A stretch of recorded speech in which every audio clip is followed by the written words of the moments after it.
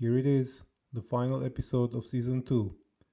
Unfortunately, we had many problems syncing in the audio and the video, and that is because the video has had many errors in itself and it was pretty hard to edit.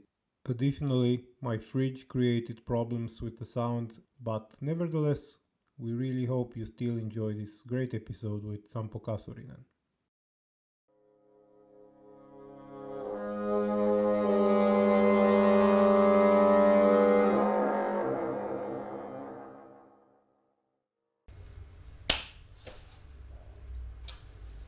Hello everybody, welcome to KeyKulture podcast. Today, sorry, hirveä jäätynyt, okei. Ja vielä kerran. You know I'm gonna keep all this, so yeah. Hello everybody and welcome to KeyKulture podcast. I am Niilo Tarnanen and I'm co-hosting this show with Matei Georgiou. Hello everybody. Hello Matei. And today we have as our guest the wonderful Sampo Kasurinen. Hello, nice to be here. Welcome Sampo. So Sampo is a composer who has originally background in jazz and more recently he's been gravitating towards the contemporary music circles. Is this more or less how I could describe your career? That's fairly accurate. Yeah, nice.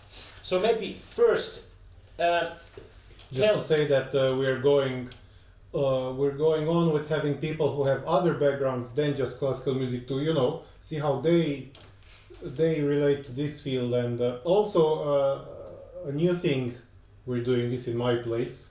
No Zoom this time, everyone, so you can enjoy a nice view and some nice actual interaction that does not require technology all the time. So yeah, yes, but maybe with the little help of technology we will maybe shorten that bit a bit. Yes. But okay, so tell us a bit of your personal history, Sampo. So when, where and how did you start studying music?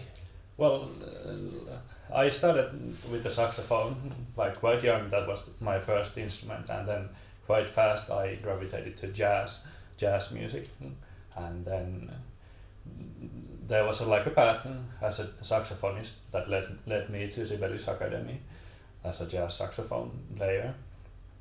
There's like the youth department of the Sibelius Academy, which I went in, and then from there to the main department. And then from there I went to Berlin to study as an exchange student. And I think it was there where composition started to come in, because the Berlin school was this kind of, well, it's kind of interesting because the Berlin jazz school is very different from Helsinki jazz school. In what way? Helsinki Sibelius Academy jazz department is fairly traditional in the focus, and Berlin. Well, what's traditional focus? Traditional jazz, 60s, okay. 50s, like knowing your roots, knowing how to play jazz in this more traditional way. But perhaps I feel like every jazz school in Europe has a certain focus, and they are quite different, these focuses. And then this Berlin Jazz Institute is there was this teacher, John Hollenbeck, whose focus is to kind of connect jazz and contemporary music and see where is the point where they can kind of meet. So he has this very unique style of composing, but also of like leading ensembles in the school. So it was kind of more from the pedagogical approach there that was more open to your own creation, whatever the tradition, which kind of got you interested in composition. Did I get it right? Yeah, I think it's already a long time ago, but that's a bit how it went, because in the school you would compose things, and then I was 1 year doing like a exchange, but then I applied to the master's program, and that wasn't anymore saxophone, it was a composition master. So And that was, I mean, in Helsinki? Or? this was in Berlin, Yeah. Okay. in the Jazz Institute Berlin. So you applied to composition in Berlin? Yeah. Okay. Just because I wanted to stay for another year, and then this was that they only had this composition master's degree. So you would still play, but you would compose like a final concert, and then this kind of focus. Did your interest to big ensembles come from the Berlin originally, or? Well, the question of big ensembles, I have like earlier said, maybe it comes from the jazz, because, well, in the jazz field you have to understand that everyone is a composer. Like almost every player composes something for the small ensembles, but it can be really simple little things, little pieces, and then you can build on that. You don't have to compose like super precisely. Right. But you can just bring in a melody, and then that could be then the band can play, and then because everyone can improvise around it. So yeah. I was gonna ask about this, like how was the transition, because I assume that, look, I don't know very much about jazz composing, maybe Nilo does, but like... Well, not really. No, but like for me, jazz composing is mostly like, as you said, like you write some melody, you write some chords, and then the rest is improvisation. So in writing contemporary music, you have to, create systems, very... all sorts of pitch organization things that you don't study in school. You just create the tools yourself, and you have to write them on paper. I mean, on with the notation software. And wasn't that like a challenge at first, or was the transition smooth? Like to learn ways to do like pitch control, or to like. I think that was interesting for me, and I really wanted to study like different ways how to produce these pitches, how to find pitches, or how to work with pitches. That was definitely like very interesting and very like not something I was very used to, because the jazz, I think in the jazz context, the pitches or the way you pick the pitches, they come from the style quite typically, like from the jazz style, but it could be a free jazz style where it's a totally different way of approaching it. But well, now I kind of lost the track. Yeah, it's okay. I kind of got thinking that isn't it actually so that if you're just a jazz player, you need to actually be maybe a bit more conscious of the pitch material you're playing than if you would be a classical player, because if as a jazz player you need to improvise, or maybe react what other people are improvising. I don't have experience in jazz, but I have experience in improvisation, and actually that demands a lot to react into stuff just at the moment, and a lot of consciousness about what is it really happening there. Whereas if, to put it really kind of stereotypic way, if you are just a classical violinist who just reads what there, of course you need to learn what reads there in order to be played, but you don't have to create anything. Yeah. You don't need to understand it the same way as would enable you to create something similar or something suitable to the style necessarily. Yeah, it's quite rare that violinists would be asked to continue the music. After the first page, like please continue in the same style. That would be a challenge maybe. So you are in Berlin, you started this composition masters. What happened then? Then, well, at that time I started actually taking classes in Sate. In Sibelius Academy. The composition and music theory department. Yeah, of Sibelius Academy, and I think it was already before I went to Berlin. I started to study this because Sibelius Academy Sate has really strong. Okay, so you had a background in this already when you went there. Yeah, I think around the same time. Okay. I was already in Sate doing this very basic tonal harmony like courses, like the Satsioppi basically. But you were not yet in the degree, but you were. Yeah, I was having just it taking at the this, courses. as a minor. Yeah, so for whoever doesn't understand, Satsioppi is kind of like Model harmony and composition. harmony and counterpoint, and Sate. Well, if we're gonna keep saying it, it's Sävellys and Teoria, which is like the department of theory and composition at Sibelius Academy. Exactly. Yeah, interesting.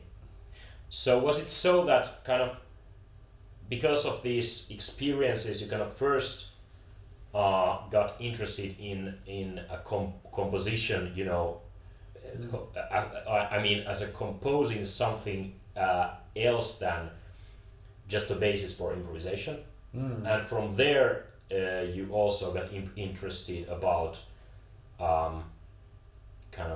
the contemporary music styles or spectrum of styles other than jazz through that, or were you already interested in some like classical based contemporary styles before that? I think I was always interested in composition, but I just never strongly did it. Okay. I wanted, because I wanted to first focus on the saxophone, and it takes a lot of effort to master the saxophone and find the perfect sound, and you know, so that was my focus. But the composition, I always had like a really strong interest in composition, but I only gradually, like at that time, started to actually do like compositions. This is actually interesting because it's kind of, well, not completely, but kind of a bit like the opposite approach than what was, for example, for me it was very obvious from the youngster on that I want to compose, and you know that I want that to be my main thing in music, and I just learned some instrument enough to be inside of the system, and kind of it.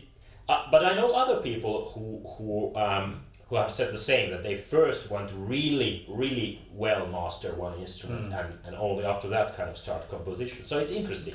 Maybe it's a different mindset, whatever kind of style you are first in. For me it was a bit like when I mastered the saxophone, I just felt like, or mastered, or I could play it fairly well, let's say, but I just felt that it's not enough, like I can't create enough with just me playing, but I have to control also other people. Like I can't get enough colors out of saxophone because it always sounds like a saxophone. Right. No matter what I do. Can I ask you like because now you so that we go into the differences of jazz and let's say the classical music world, how would you say is the mindset of the typical jazz musician and typical classical musician, or like what are the differences between these two fields, because you have worked in both of them? It's a hard question. Yeah. Like in what sense do you exactly mean? Like the approach to music? The approach to music, for example. Like how you approach a piece. Yeah, or how do they practice, or how do they react to music, or... I think the way jazz musicians approach music is quite like they take quite many liberties, and like if they are given a piece of music, they don't focus so much in the dynamic markings, or they can play it loudly if they feel like it, or softly if they feel like, or they take a lot of like liberties in the way they would play. So it's about like taking something small and making as much freedom and personality as you can from that. They want to, if you give a melody to a jazz player, he wants to make it his own melody, that he basically doesn't care so much, and he like brings in his own personality, like in a strong way, whereas maybe a classical player would think how I would bring the composer's intention in the best way, and what is the composer's, but like there's this big respect to the composer. But aren't they pieces like these big band pieces where the composer actually, the jazz composer, I mean, actually writes everything? Yeah. Dynamics and notes and. But still, there is a place like that too, also. So. Yeah, in the jazz field there is like big band music or whatever notated music. Like the control varies a lot. The control, how much the composer can control the players, but even in a big band setting, they take quite big liberties and sometimes in a way how you phrase the music, like how you interpret the notation. Like, so what kind of details would they be in, let's say, in big band music that where they could take the liberty? Well, because I guess they are probably different too, from what kind of liberties they would take if it's about a jazz trio, for example, which is which is so tiny that you can really communicate and be maybe more spontaneous. well, quite typical is that maybe some note is too long, they just shorten it then, like they want to breathe, or there is something is too loud, then you make it softer. You say we change this dynamic. Like, I don't think maybe orchestras do that sometimes, but maybe not as often. Or maybe the piece is too long, so we just cut out this section. So who does this decision? Somebody from the band just makes kind of a suggestion, or is it the conductor? Typically it's the conductor, but it could be even like someone from the section is like, I want to do it this way, and then Okay. So the impulse could, and of course like there is the rhythm section, so the drums and piano and bass, and those are being notated usually quite like openly, like especially the drum notation is like maybe slashes and then couple notes here and there, and like the rest he has to feel in himself, and he has to make big decisions about what is the form of the piece gonna be like, and where is the high point, or is this one solo section maybe a softer one, and like they like collectively decide how is the shape of the whole piece like formed, like what is the dynamic arc, because it could be done in many ways. But in big band context. This was all big band. Yeah. Interesting, because that's kind of something that for me as a classically trained composer, and also kind of from whose practical kind of performing musicianship is primarily from the classical side, it's very difficult to understand kind of what is the function of notation that only shows that you need to play here something, but it doesn't tell you what you need to play. But I don't know. Yeah, I guess it's a totally different mindset in these drummers in their practice. So maybe we get a bit more to the practice. Like if somebody wants to become a good jazz player, as you said, you wanted to become a good saxophonist. What are you actually practicing when you're practicing? Are you practicing the scales? Are you practicing the rhythms? What kind of stuff? And I guess it varies from instrument to instrument. I guess it must be a different for a drummer than a saxophonist, for sure. Well, for the saxophone, of course, like the basic how to produce a good sound, and that kind of instrument related stuff, of course. But in the improvisation side, it's typically how to improvise over a song, over like a certain harmony. So they call it changes, harmonic changes. So there are some chord symbols, and how to improvise over those chord symbols so that you stay within the harmony, and even a bit of voice leading on like what kind of voice leading can be found inside the harmonic structure. So maybe there are some tendencies, some 70s going to resolve into some third in a really basic way. So they study a bit those. But you have to know the harmony, and you have to be able to play the harmony with your instrument and improvise within, not just improvise like freely, but also to improvise within that harmony. And then the rhythm is really important aspect. That when you play rhythm, it has to be like you have to have a really good sense of rhythm, and you have to swing, like it has to be swinging, and you have to be able to like play in a way that is strong rhythmically.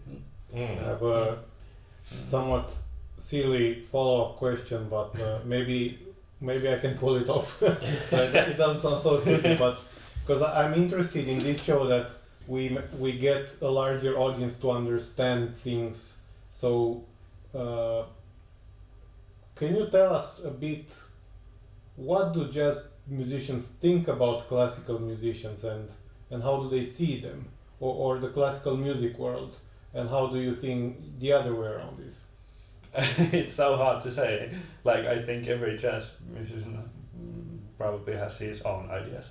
So, and I can't see any. Okay, I'll tell you some stereotypical impressions. So, for example, a classical musician is the one that stays home and practices 4 hours a day, some Beethoven sonata, and has to play as perfect as possible, and is very pretentious about it. Whereas a jazz musician, I don't know what they practice, but they mostly improvise, and I don't know, play usually only in the evening and in some dark place, and some jazz club, some jazz club, and smoke and drink coffee or something. Yeah, first you need to practice to be able to go to the jazz club. Otherwise, Otherwise you'll be thrown out. Well, and one thing I've heard from a few jazz musicians is that, well, this is how it is in my head. It's like classical music is the most institutionalized part of music in a way. We have opera and orchestras and schools and everything, and jazz has some institutionalized, like in Helsinki. In Finland we have this Umo Jazz Orchestra, which is a big band, it's paid, but we don't have very much anything else. Like there is some, you have some places where you can study jazz, but you don't have jazz orchestras and, you know, houses where they play jazz all the time, or and then pop music is all freelance. It's all like you make your own business. So sometimes I've heard jazz musicians complaining about you classical musicians can always get a job, like you apply somewhere and yeah, of course it's probably not that easy as a classical musician to get it, that you can just walk into an orchestra and be like. Is there a discussion about this, about institutionalizing jazz more?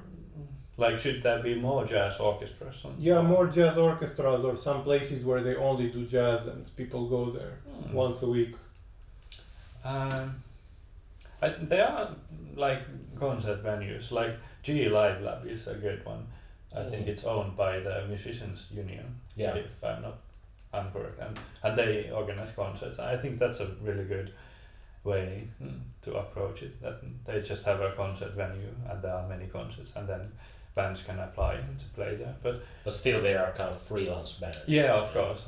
Jazz is really freelance thing, and then that's a like, should it be institutionalized more? Is that the question? Well, I guess so. Yeah. It wouldn't hurt to have more big bands, or even like, the challenge with the institutionalization is that I say, like, it's a balance between how long, if someone is for 10 years in the same big band or orchestra or whatever, there's always like if you get this like job that is permanent and you can be kicked out, then there's always the challenge. Like, some younger, better players might want to come in, but they don't have the chance if all these like permanent seats are taken. And well, I mean, this has worked in the orchestra side for 100 years already. Permanent jobs, and it has some. There are some. I would say it's complicated. Yeah, it's complicated. But I what I hear from this is that it's quite essential for jazz musicians to be in contact to really many colleagues and communicate with not just some fixed people all the time, but with many colleagues and changing ideas. I think it's important part of jazz music that you don't just play in one band, but you actually play in many different projects and many different programs and like small bands and like. You would still say that the place for jazz is mostly in the freelance world. Yeah, but of course there are like bands that have like really good reputation and then they can play in big festivals and they are like this unit and then they can have a tour and play gigs. But yeah, and of course that is really important too, that there are bands that have practiced together like for years and years and then they can find like really good connection.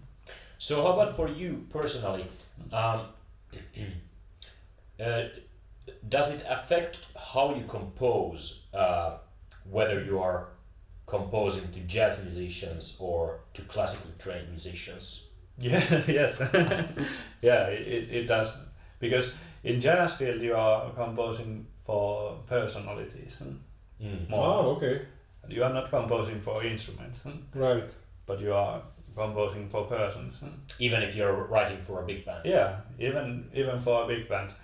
Like, so you need to kind of consider who are actually in the lineup and yeah, then think exactly. of their personalities. Yeah, Like, so you're not thinking I'm going to compose a piece for trumpet. You're Exactly. saying I'm going to compose a piece for Pekka. yeah, exactly.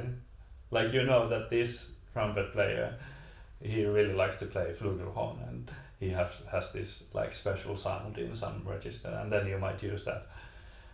I didn't know that. Like it's like that's the jazz tradition, like the Duke Ellington big band. It has like certain people and they play certain instruments, like even in the woodwind section, that like and certain sounds, because the saxophone sound can be so many different things and it's like it's not just one saxophone jazz sound, right. But it's a big question, like where do you want to go with your sound? Do you want to be this egoistic 80s I don't know, or do you want to be this like really soft old school saxophone sound, or do you want to be able to like cover a variety of different sounds with your instrument? But everyone has to like make these decisions, and then the composer should also know a bit who's gonna play it. But of course, how does it work then if the same piece gets played by a different big band? Then it will be quite different. Like you have to just accept that it will sound quite different from depending on who's playing it. But of course, but you don't have to adapt the piece. Like they don't come and say, okay, now you're playing for us. Could you change this and this? You could. No, but does it happen? I have done it, like I think, but yeah, but it's also maybe you could write in a more generic way that any big band can play. Like yeah, it's also a question how much do you want to take the advantage of those personalities? Like, do you really want to bring them out if you know that they exist, or do you want to just not use them and just use the big band as a so conventional? How about if I write in a way that would work very generically? Would it be then that the result would actually be very boring because of that? No, or would it be so that the musicians would anyway take the liberties to make it more personal? That I think that depends on the style of the music. If it's really strict contemporary music, they might try to play it more strictly as notated. But if it's more open, traditional jazz style piece, then they might take more liberties. So maybe just to clarify it in my head, because it seems that at least in Finland, at least if you think of UMO, like both composers from Jazz Orchestra, the big band. From the jazz background and from the classical background compose for big band, this big band at least. So they are kind of used in kind of reading their parts in a way that they kind of see that what kind of interpretation the composer maybe wants, whether it's whether they want to take more liberties or less liberties. Exactly. Yeah, I think this is interesting. Yeah, at least for me as a classically trained composer, it sounds like but what if I want them to have more liberties? So how could I write it so that they don't just read it in a way?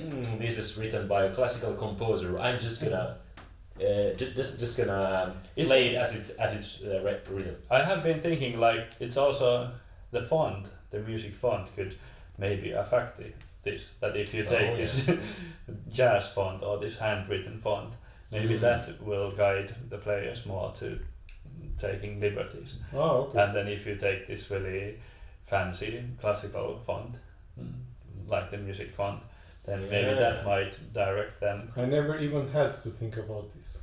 I have been thinking why there is many fonts in music engraving, but this starts to make sense. Yeah. Well, it's like the repertoire for the traditional jazz is usually in a certain font, and then you could maybe like this. Yeah, you could, but in a notation program you can switch the font in the middle of the piece, so I wasn't able to do this.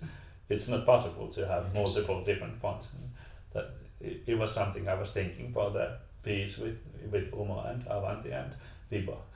That I would. And we'll get to that piece later. Yeah. But maybe as a follow-up question now in between, I would like to ask, because when we are talking about sheet music, I'm thinking like, of course, based on everything we have already said, the jazz musicians and classical musicians approach the sheet music, the notation a bit differently. But then I'm thinking certain kind of, let's say, sub situations of it. For example, learning by heart. In classical music, it's quite typical that, let's say, the solists will learn a piece by heart and then they will play it or sing it by heart.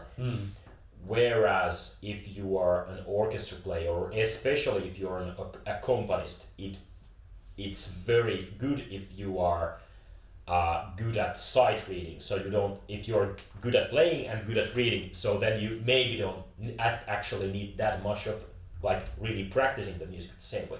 Is there this kind of like, let's say, spectrum of whether like how do you approach the sheet music? Do you think that you need to learn it by heart, or do you think you should read it by first sight? Is there this kind of division inside of jazz world? Well, basically there's like a basic jazz repertoire that you should know by heart. But you probably learn it by ear, or do you learn it from sheet music? You can use sheet music, or you can learn it from the recordings by ear. You can do both. By ear is always a good way, because then you get more details, more things that is probably not notated at all. Yeah, that's what I've been thinking when I have seen some of the books where there are these jazz standards.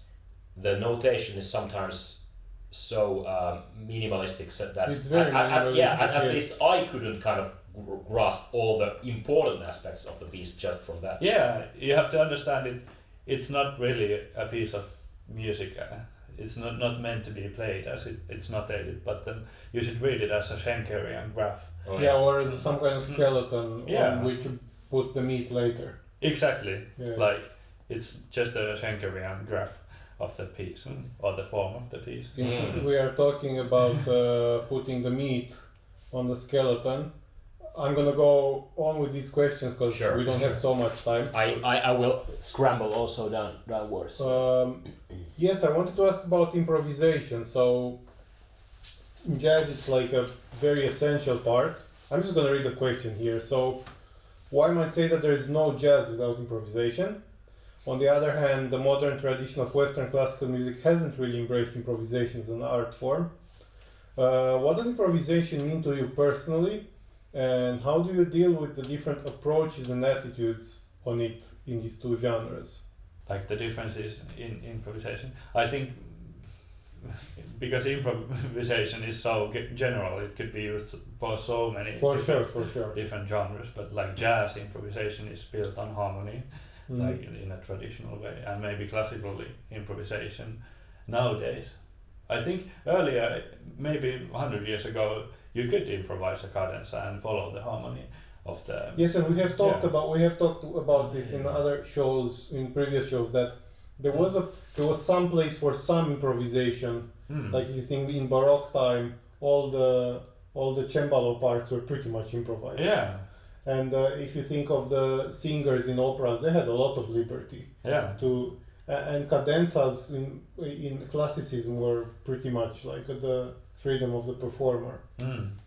And but do you use improvisation in your modern pieces, or do you use it? Yeah, it's a big question. Like for me, like the big question in composing in general is because with jazz musicians you can just say that play something, and it might sound really good, and then you might write really like really detailed piece of music and give it to him, and then it might sound like much worse. Like it might be in some cases better to just leave space for the player. So you mean if a jazz musician sees too much information, they might panic a bit, or like try to reproduce it more, and then it's gonna sound more stiff. Whereas if you just put quarter notes all the time, well, maybe I'm exaggerating, but or even say like it's your solo, play anything. Yeah. Or then you're gonna sound like a very good composer. Yeah, it might be the case. Like we had this like course with Kaija Saaria and with classical players, and then they just improvised and it sounded amazing. And then every composer was like, why I'm even composing when you can just do this. You can take a group of really good players, and they were all classical players, and then they just improvised and it sounded really nice and interesting, and like so that's like that question, like especially for like one soloist, like imagine a piece for clarinet. Like why would I write a piece for clarinet when I can just say like play for me, like, and it might be better, but now as I've gotten older, I've gradually like started to understand that okay, there's some beauty in it, that you can actually compose a solo piece, and like it can be really interesting.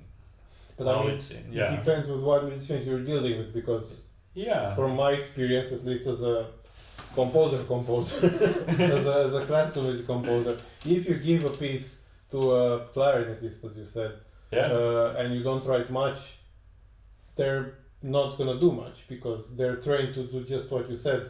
But if you give it to a jazz clarinetist, maybe they're gonna feel okay, this is my space to do whatever. But so for a classically trained musician, you have to give a lot of details, because then they appreciate that you have some vision. Basically yes, but on the other hand, I wouldn't actually count too much on stereotypes here, because for my experience, it depends a lot on the particular musician. Exactly. Like there are different personalities and different kind of personal histories in what they have been doing and what they are interested in in first place. Some people are really interested in improvisation, even if they are from classical side, and some are not at all, but then if you think like a fairly large orchestra, then it's a different discussion, because then you can it's like out of question that you would just go in and give blank papers and be like exactly. like give me some nice that's not a second stand though. Well you can do it, but but like there's much more reason to compose. Absolutely. But I guess it's the same thing with a big band. That's why you write all those notes, because you can't make 50 people improvise together. You can, but it's not as easy. Like it's different, but you can come up with ways to control it other than just writing like notes in paper. You could write instructions, or it could be you could write some symbols, or like there are many ways to control as a composer, like this kind of larger group. Exactly. But maybe it's good to pose this question now. So just a couple of weeks ago, your piece "Do Androids Dream" got its premiere by 3 joint ensembles, namely Avanti Chamber Orchestra, UMO, Helsinki Jazz Orchestra, and the Finnish Baroque Orchestra. So 3 different styles, let's say, contemporary music, jazz orchestra, and baroque orchestra. Yes. So wow, that's a project. So there would be millions of things to ask you from this, but maybe for the first, what does the name of the piece refer to actually? Well, well, for the piece, I had this kind of simple idea that you would have like an artificial intelligence that you would like feed music, like feed baroque music, and you would feed jazz music and some contemporary music, and then this artificial intelligence would just dream about new music, and it would be like it would have all of these qualities in the dream. Like, have you seen those videos in YouTube where the artificial intelligence is fed like movies, and then it's dreaming a new movie, and it's just like looks. Not sure. I haven't actually seen movies like that. I've learned some. I've listened some pieces, like some like quasi Beatles or something. Yeah, of course, in one style. But this was my concept for the piece, that I would just like imagine like artificial intelligence that is dreaming like Android, and this is actually, it refers to the book "Do Androids Dream" about electric sheep, and this book is like it's discussing these questions between like androids and this concept of artificial intelligence. And how was it like the practical work? So I actually haven't heard the piece. Yeah. So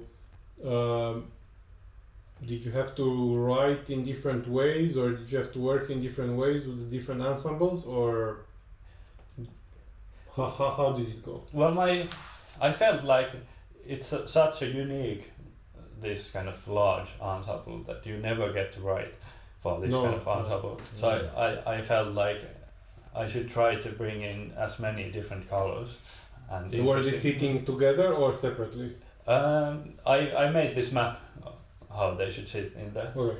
But they were like, Uma was kind of together, then Avanti string quartet was in the middle, and then woodwind quintet was like the next, and then baroque strings were in the left.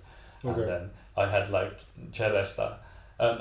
piano and harpsichord on the opposite sides of the stage, so I could do some like stuff for those. Yes. And all the baroque instruments were also tuned in this baroque tuning, so half step lower. But yeah, but my goal was to bring in different like colors, have this kind of dream that just like floats to different colors, and yeah. Okay. So was it hard to make these different ensembles work together, or how did it go?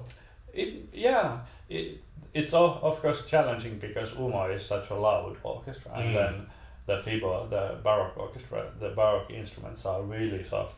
So how to have them. And the Avanti lineup was not very big in that piece, actually. But Avanti is like So I mean that just in the sense of balancing, there were challenges. Yeah, I think the most challenging was FIBO, because Avanti players are modern instruments and they can be loud easily. So I didn't see that as a big challenge, but the Avanti strings, the FIBO strings, I felt like I really need to keep it quiet. FIBO is Finnish Baroque Orchestra. Yeah. How about in the music? Were you thinking different colors, as you said, but also like different an associations that these colors and these instruments as a physical objects bring into your mind. Actually, associations is like really good word. That's how it worked. Like this composition works. And I think associations are important for dreams. Yeah, because dreams are like they can be really random, like the way the dream works. Like it doesn't really make sense. Like you are in a room and then there is a lamp and then this lamp can like lead to some other lamp in a different room, and like these weird associations and connections, those were really important. And I just started to compose and then I let my brain to be the brain of the artificial intelligence, and I just let things happen, and I just let like those associations to build during the composition. I also wanted to try this kind of form where the piece just starts and then it just goes on and flows, and then at some point it just ends, so that there was no like the composer wouldn't be like a god who is building the structure of the piece. So also the process was kind of spontaneous really was, and dreamlike in a way. It was almost like from the start to the big end composed, almost, but I had to do some things for the form. Some adjustments, because form is really important for me always. I want to build like a nice form, but yeah, with this piece I wanted to try this kind of way of composing where you wouldn't necessarily like collect stuff like separately and then start to combine, but you would just start to compose and let the composition to build its own like associations and see how it goes and where it goes. Did you want to tell anything about the narrative which kind of went in the end, or you wanted to leave it open to the people to just listen to the piece? Yeah, I think I leave it open, but yeah. Okay. But yeah, it was just a different approach to composition. So normally you tend of normally into making a very conscious decisions of the form. Did I get it right? Yeah, I think I'm a bit more, and I think much more about the characters I want to be in general in the piece, and then I start to actually like doing. But this was different in that sense, and also maybe because it was so big. This, yeah. This association and for example thinking the piano on one side and harpsichord on one side and you know the string quartet in front and the big band in the back and so on made me thinking of also kind of cultural history and these kind of connotations. So since jazz music and classical music have very different historical backgrounds, well, you could ask many things about this. Was this reflected in any way in your piece? Like the backgrounds? Yeah, like what kind of music or sound? Yeah, or you know, or what kind of ideas do people have of okay, this is jazz or this is baroque? Yeah, a bit, yeah, yeah. There were like I gave the baroque orchestra kind of baroque music, and then for the jazz players I gave, and then a little bit I mixed. I gave the string quartet like a jazz thing, and wanted to see how they. But I didn't take it so far. I could have taken it more far to make the baroque orchestra play more jazz or whatever. But yeah. But sometimes it's just beautiful to kind of let things be what they are and let them show their kind of I think nature. Because it's such a nice combination and big orchestra, and I wanted everyone to kind of shine in what they do the best. So and just focus on the different colors and how they can be united, and because that's a big challenge already. Yeah. Also for the conductor, how to keep this all together when everyone is reading the conducting in a different way. Like you had one conductor, I suppose. Yeah, one No, but I mean, like, but they probably also practice separately, or you don't know that? No, they had rehearsals together. All of them, yeah. Okay. Yeah. Yeah, but then how about in a more, let's say, general level? Do you feel that like the attitudes are different, like political or cultural ideas amongst the jazz players than what are amongst the classical music people? Do you think that you can see like that the background of classical music is in the churches and courts of past Europe, and then on the other hand the jazz has its history on the clubs and the slave plantations? But I find this a bit funny, because it doesn't the jazz harmony, it comes from the tonal harmony, which comes from the churches. So well, actually, for sure. it all goes back to. That's of course, everything has been kind of interacting. You're like comparing like different times. Yeah. I also said that jazz musicians play in dark places and smoke and drink, and classical musicians practice Beethoven for 4 hours. So. And you need to be silent Yeah, at the you need to classical concerts. so we're asking these stereotypical questions to, like, you know, we see what you say, like. Well, I don't know. I'm not that maybe interested in stereotypes, but I'm interested in that the different kind of contexts where things are maybe at least mostly working. Does it reflect also the mindset of people in another way, like whether you have an underdog attitude or whether you have this kind of I'm the owner of the place, and if somebody doesn't do as I want. Ah, that's what you mean. Okay. Like not me, but not you, but you know, like people around. Yeah. Like the typical The jazz musician. Typical jazz. Like what kind of attitude? Yeah, or typical classical music musician. Is Yeah, there in you Finland? talk about the attitude. Yeah, in Finland, yeah. Or what? Who you have met?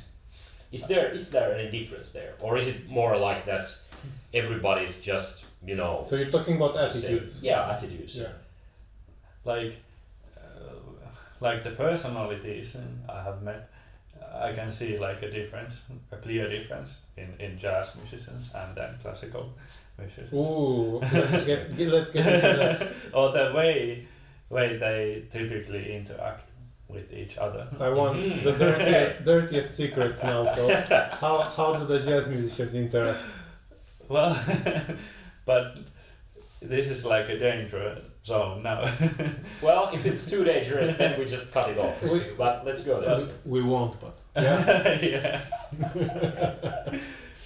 But I think it comes from the maybe less institutions in jazz field, maybe more freelance, but maybe that forces people to be very like Extrovert. open, and open for anything, and very nice to each other and things like this, that they are like they work really well together.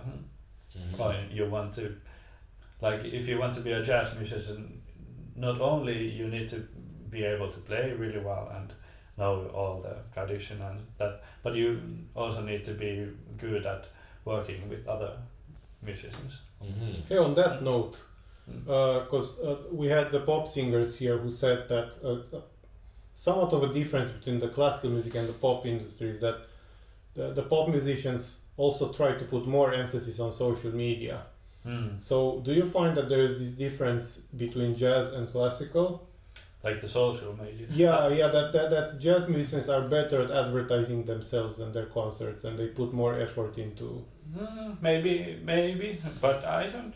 Yeah. Because for the pop industry, it's a huge part. Like if you're doing pop music, you will have to stay on Instagram, and on TikTok and whatever all the time. Maybe I don't do it as much or at all, but yeah, it's true that jazz musicians are fairly good in this, that they are in Instagram and whatever. I've seen it a lot around me, but yeah, I don't. I'm really bad. No, but I mean, compared to the, let's say, the contemporary music world or the classical music world, would you say that jazz musicians are more prone to, advertise themselves, put themselves forward? I think they are Slightly, but of course it depends on the festival and so on. There are some classical festivals that do this really well as well. So, but maybe the individual musicians. Yeah, the individual musicians. They don't need to. So maybe that in jazz side, the people, I mean the individuals are more entrepreneurial, where maybe in the classical side, the musicians are maybe expecting that somebody takes that job in, that they don't need to do it personally. Perhaps it's a bit more like that. Yeah, because the way you like in classical music, it's easier to say that he's a really good player, like because everyone is a bit trying to reach the same kind of goal. Yes. Like there is this, you want to be technically really fluent, and you want to have a beautiful sound and personality. Yeah, whereas in jazz it's about the persona. But in jazz, it's not just one goal, but there could be so many different goals that you aim towards. So it's harder to say, like this player is super good compared to this, because they are just different. They might focus in totally different stuff. So maybe that it makes it a bit different. Is this reflected in the education? I mean that maybe you like if you have if you don't have a fixed goal where every possible jazz saxophonist should go into, or jazz musician even. Yeah, but if we think it even instrument by instrument, like if you are a classical violinist, you just need to do A, B, and C. Or is it this way in jazz? I don't think the instrument really matters so much, but it's more about the style or the genre you want to be in. Of course, the instrument, but the schools are really different in this sense that some schools really promote this find your own voice thing, that they want you to do whatever and it might be not even jazz anymore. It could be some weird, they have really open attitude towards education, and then some schools are really want you to focus on the tradition and learn the tradition, and then the ideas that you are in the school and now you learn the tradition, and then when you graduate then you can do whatever you want. Could you tell us about this, because now we've had jazz in, let's say, institutional education for a few decades already, but classical music or modern composition we've had since very long time. So what do you think are the differences in pedagogical approaches in classical, contemporary, and let's say jazz? Well, I think this is quite big difference, because if even the goal is not clear, if the goal can be so different, so of course it will affect the pedagogy as well. If you have if one school has totally different goal than the other one, the other school wants to produce really good jazz musicians, then maybe some pedagogical tools are good for that. You feel that the schools in contemporary music have the same goal? I haven't been in, so I don't really know, but for composition probably the goal varies as well, but it does. But maybe for instrumentalists it's more, there are certain goals that always will be there, like certain repertoire you surely have to master if you are trained. Say as a violinist, I think in any school they have certain repertoire that you should know, but in jazz you could even skip some of that basic traditional repertoire and straight go into some really weird stuff. But isn't that kind of risky? Because if you're then if you then go to a gig and somebody says, hey, let's play this, and then you can't play it. Well, that happens. And then you just survive. Yeah. Yeah. I mean, that's life. Yeah, people are different. So if you could bring together the best practices, your favorites from the jazz field and from the contemporary music field, what would they be? I think in both fields I really like this openness and like that openness to new ideas. I think that's in the contemporary field that's really nice that they really want to focus in like a certain really specific sound, for example, and they really like want to dig in it and appreciate it and notate it like super in a super detailed way. So maybe that kind of thing could be something that jazz players could like learn, how to like go so deep in one thing, like the attitude like good contemporary musicians they take towards any piece, that they really want to go into it, even if it's not necessarily something that they personally like feel confident like at the start. I feel like jazz players, if they don't feel confident, then they don't have such a strong like they don't try so hard to get into the music. As I think contemporary musicians sometimes they try harder to get into what the composer wants, and like maybe the jazz players give up too easily and they just replace with their own stuff. Or maybe this is the situation in Helsinki. At least I have some experiences in, let's say, in more southern countries where the dedication has not always been even amongst the classically trained musicians. Okay. What are you talking about, man? I'm not talking I'm Romania. joking. Yeah, of course, this is like great for anyone. So yeah. But can you give me the flag? Oh yeah. Yeah. So for everybody, we're filming this. Tomorrow is Romania's National Day. So, hooray! Can you sing the national No, I'm not gonna do that. But maybe you can make a jazz and baroque and contemporary piece on the National Anthem. We need to do that with artificial. With artificial intelligence, yeah. Yes. Yeah. But since the national intelligence is now saying us that we should stop before the bomb is gonna explode, we are like, share, and subscribe. Yes, Yeah, and click the bell icon and all that. yeah, that was the bomb. So we are about to end today. So thank you for listening us, and I want to Thank Sampo Kasurinen, who joined us in the KeyKulture podcast today. Thank you. Thank you, sir. It was a.